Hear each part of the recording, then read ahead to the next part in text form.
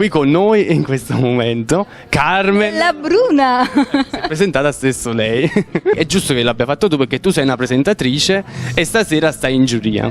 Abbiamo iniziato tardi, però importante iniziare, mi raccomando, e crederci sempre. Esattamente, immagino che da queste tue parole possono essere spunto per porre dei consigli ai ragazzi. Infatti, soprattutto chi deve intraprendere questa strada, innanzitutto deve studiare, cosa che ho fatto poco perché ho iniziato in ritardo, però non è mai troppo tardi nella vita, e crederci, sempre con i piedi per terra, però sempre, mai illudersi e non pretendere nulla da nessuno, ma farcela con le proprie forze soprattutto. Come mai hai scelto questa sera di essere qui in giuria? Per te è un ruolo inedito essere giudice di un talent show?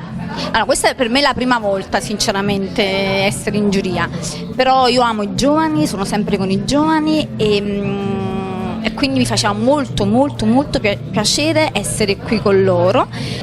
Scegliere è un poco brutto perché comunque sono tutti quanti vincitori partendo da questo presupposto, e vincerà secondo me chi trasmette di più, quello sicuramente da parte mia. I tuoi saluti personali, originali, alla redazione, originali come sei tu, alla redazione di Street News.